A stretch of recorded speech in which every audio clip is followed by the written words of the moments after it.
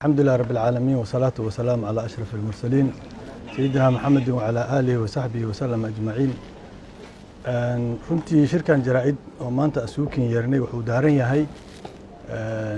arrimaha la xiriira guddiga maanta la sheegay in la ansixiyo baarlamaanka laga ansixiyay.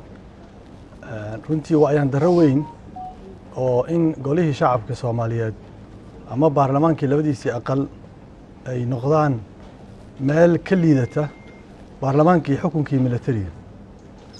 oo la leeyahay maanta 173 xildhibaan timid gacantay wada taageen, qof diidayna ma leh, qof ka aamusay ma leh, qof ka dooday ma leh. kal fadhigii ka horeeyana 170 timid, wax diiday ma leh, wax ka dooday ma leh, wax maaragtay ka aamusay ma leh. marka waxaad moodaa in golihii shacabka iska noqday maaragtay meel lagu sacabtumo oo lagu guul wadeeyo. waana ognahay xildhibaanada jooga inaysan 120 ka badnayn oo kooram xataa aysan dhammayn, una badan yihiin wasiiradii xukuumadda iyo dad ay duruufo ku kalifeen oo khaasa ayaga ay ku kalifeen. runtii waa iska ognahay, waa wixii la soo sameey jiray, wax xigmadoo hadda ka kordhayana ma laha. guddiga maanta la ansixiyey waa inay ogaataan horta dalkan sharci doorashana wuu lahaa oon ka qayb galnay aniga iyo madaxweyne Sheekh Shariif iyo xataa madaxweynaha xilka hadda haya, annagoo xisbiye ku meel gaara yaa wax ka sameynay sharciga doorashada. dalka sharci doorasho waa lahaa, guddi doorashana wuu lahaa, sharci xisbiyana wuu lahaa oo aan ka negotiate gareyno qayb ka ahayn. wax hadda la sameynayo waxaa waaye saddexdiiba in la bedelo. maxaana loo bedelayaa ajanda ah qof shaati la eg inuu tushto. dadka Soomaaliya waa inay ogaadaan, waana naga og yihiinba, waxayna ku daalaan maaha. waxaan madaxweynihii hore uga diidaynana waxay ahayd waa intaas shaati kula eg tolanin oo adiga kugu jin ah. madaxweynaha uu nugula jiray Xasan Sheekh waagaas in shaati jima la tosho uu nala diidanaa, laakiin waxa ayaan darro ah inuu asagii rabo maanta inuu shaatigii naftiisii oo tosho. weliba kuwa harqaanyaasha waa kuwii naftoodii xataa isma bedelin. qolada harqaanka u tolaysa asaga oo harqaanka tolaysa waa un raggii naftoodii oo ahaa maaragtay foodka ka ugu horeeya aad ku gudbaysaa. waa tiibadii oo kale waaye, wax isbedelo weyna ma laha. dalka baa laga luminayaa waqtiga, dadka baa laga luminayaa waqtiga. saas daraaddeed ayaan waxaan rabnaa annaga mowqifkeena inaan u caddayno shacabka Soomaaliyeed. meeshaas waxa ka soo baxay wax sharci ah ama wax dastuuriya maaha. nidaamka federaalkana way khilaafsan tahay oo federaalku ma ogola hal guddi doorasho wax la yiraahdo. nidaamka federaalka ma ogola. dalku waa federaal, waa laba dowlad, heer dowladeed waaye. dowlad goboleedka ayadaa la rabaa inay qabsato doorashooyinkeeda, dowladda federaalkana inay heer federaal ku ekaato. marka nidaamku wuxuu khilaafsan yahay federaalka ah, wuxuu khilaafsan yahay nidaamka baarlamentariga ah oo hadda sida loo design gareeyay ama loo dhigay waxa waaye waa system presidential ah oo madaxweyne la dooranayo la leeyahay ayaa lagu qaabeeyey. waana wuxuu khilaafsan yahay marka nidaamkii baarlamentariga heshiis ku ahayn. awood qaybsigii uu khilaafsan yahay. in 4 sano mar doorasho la qabto uu khilaafsan yaho. waxaan ognahay waxaan dhan waxaan loo sameynayo hal cibaaro haddaan ku soo koobo waxa waa kelimatu xaqin uriidu biha extension waaye. waa kelimad xaqi qof iyo cod, laakiin extension oo madaxweyne xasha ku doonayo. waana wixii wadadii hore lagu soo halimay. annaga waan u naseexaynay madaxweynaha, anigii madaxweyne Sheekh Shariif iyo rag kale fadhiyaan la yeelanay. wixii tala aan sii karno waa siinay. gaarigan oo wado dabcan waagii tareena loo bixiyay Soomaali meel oo tareen ku socda aniga ma aqaanay, dalkeena tareena ma lehe.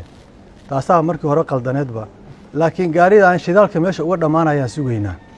marka uu ka dhamaado madaxweynaha kaligiis arkay inuu saaran yahay asaga isaga degi doono. haddana tartiibaa looga degaa, qolo meel uga hartaa. annaga waa hore aragnay inuu meel ku dhamaanaa jirin, marka waa isaga harnay. hadda qolo maalin ka degtaa. hadda Jubbaland ka degtay,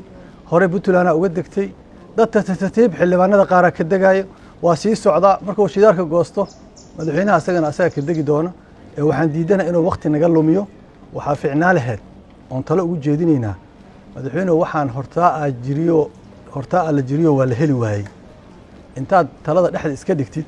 doorasho macquul ah oo dalkan duruuftiisa amni, dhaqaale, siyaasadeed ku jaan go'an aan ka wada shaqayno oo tii hore na dhaanta meesha aan hiigsanayno mustaqbalka Soomaaliyeed la hiigsanayane lagu istaab lagu sii gaaro u ah aan ka wada shaqeyno midda kale oo meesha taalo waxa waaye madaxweynaha waxaan ku celinaynaa hantida qaranka ee la gadaayo ha la joojiyo hantida qaranka ee la gadaayo ha la joojiyo in wasaarado iyo wakaalado aysan lahayn meelay degan yihiin ay xarumo lahayn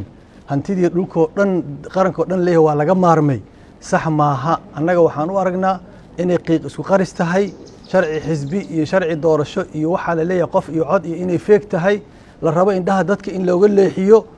boobka ku socda hantida qaranka hantidii dadweynaha Soomaaliyeed ay lahaayeen waa la wada iibiyey askartii masaakiinta hada furmaha dagaal ku jirtay ilmahoodii iyo xaasaskoodii la barakicinaya ayagaa la kala faquuqaya oo qaar gunooyin iyo mishaar dheeraad loo qoraya waxaas faquuqa lagu dhaxwada ciidankan hal joojiyo hantida dadka ee dadweynaha Soomaaliyeed leeyihiin ee maalinba mid la iibinayana hal joojiyo arintaasna xildhibaanada waxaan ku balanay iyo madaxweynaha intaba inaan ka geey doono mooshin aan ka soo saari doono qaraar ummadda Soomaaliyeed aan la wadaagi doono hantidii dalka waxba kama dhimana way dhamaatay ma lagu soo gaarayaba dadka Soomaaliyeed hanti ay leeyihiin ilaan dawladda waxay leedahay shacabka iska leh qof gooni uma laha taasna annaga walwalkeeda waa qabnaa waana ku celinaynaa marka waxaan leenahay u dambeyntii yaanan la isku daalinin waxaan raggii wadi jiray ay wadaan oo ay leeyahay baarlamaanka laga ansixiyay meel ma tagayaan aqliga inuu soo noqdo oo tala dhexda taala annagu ma dhahayna meeshii hore hal iska joogo laakiin waxaan leenahay wax duruufta siyaasadeed iyo amni iyo dhaqaale ee dalka u qalanta wax ku jaan go'an in lagu wada shaqeeyaa la rabaa isla xisaabtana la rabaa dawladdii way macno beeshay way qiimo beeshay dalkii xukuumad tayale kama jirto amni waa aragteeno meesha hadda uu maray in kaga sheekaymayno dagaalkii al-shabaab meesha uu maray la isaga sheekaymayo wixii dhamay waxay ku soo arooreen aniga see ku jooga oo shay muddo ku dheeraystaa horana taas loo waayay madaxweynaha inuu jidka ka lumin ayaa annaga kula talinaynaa intaas kadib waxaan xoogaal u wadanahay dalkan marxaladaha uu soo maray iyo maanta meesha la joogo maanta runtii waxaa nasiib darro ah in kalsoonidii lagu qabi lahaay baarlamaanka ama xubnaha baarlamaanka horta ay dhimato in sharci darro ay ku socdaan labada gole waa laba gole oo kala madax bannaan shaqooyinka qaarna waa wada qabtaan shaqooyinka intooda badanna waa kala qabtaan marka koobaadba cilada koobaad waxaa waaye wada joogidooda iyo sharciyadan waa kow qodobka koobaad waaye labo arrimaha doorashooyinka waa arrimo national ah qof ma laha qolo ma laha koox ma laha magaalo ma laha waa inuu dadku heshiis ku yahay marka la yiraahdo waxaa la qabanayaa qof iyo cod waa wax aad iyo aad u fiican laakiin soomaha in la isweydiiyo see lagu gaari karaa qof iyo cod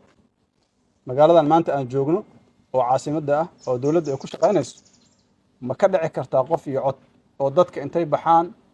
si xura oo xalaala cod ma u dhiiba karaan su-aashaas ku taala labo dalkan waa federal laba dawladood ama laba maamul goboleed waxay ka biyo diideen hanaanka hadda wax u socdaan haddii doorasho la qabanayo saa uga qayb qaadanayaan hore waxaa u maqnaa Somaliland wadahadal socday wadahadalkii waa istaagay meel adaga la gaaray maxaa yeelay kii joogaba hadduu cararaayo mid maxaa u sheegaysa waa su-aasha meesha taal afar dal waxa u dhaxeeya waa dastuur waa heshiis qaran waa is-aaminaad waa kalsooni haddaad baabi'iso taas oo dastuurka meesha aad ka saarto dowladnimadu maxay ku taagnaanaysaa ma waxay ku taagnaanaysaa hawo qof iyo rabitaan qof miyay ku taagnaanaysaa kuma taagnaan karto dalkan sida aan wada ognahay waxaa soo maray marxalado fara badan midda dadku aad u wada yaqaaniin waxa waaye nin ciidan military xukuma oo dalka inqilaab ka sameeyey oo institutionkii militariga ama ciidanka ku xukumay hal qof oo la doortay maanta inuu intuu sharciga iska laalo oo yidhaahdo tayda maaheetu kale ma jirto ani waxaan aaminsanahay wax suuragelaya inaysan ahayn mana suurageli karto soomaaliduna waxaa ka soo daaleen hadday taas xiise u qabaan kii hore u joogay oo institutionkii ugu xoogganaa dalkaysta ee dhihi lahayn joog arrinta lixaad waxa waaye arrinta amaanada oo aad iyo aad muhiim u ah madaxweynuhu waxa uu sambal u yahay dadka Soomaaliyeed waa meesha dadka dhan la rabo inay ku soo wada kulmaan haddii kalsooni darro ku aadan madaxweynaha oo shacabka soo gasho oo laga shaafi waayo oo intaas ay sii raacdo institutionadii dalka u shaqay lahay kuwa wax doorta iyo kuwa wax la doorto la baabi'iyo oo dalkii dhan hal qof u noqdo waxa imaanaysa niyad jab ummadda soo waajahay arrintaasna waa arrin khatar ah oo arrimo aan ka digayno doorasha laga hadlaayo warkeeda iska daaya war meesha dawlad ma loogu imaanaa wax lagala wareego ma loogu imaanaya hadalku taagan yahay inaan fahmna waay taas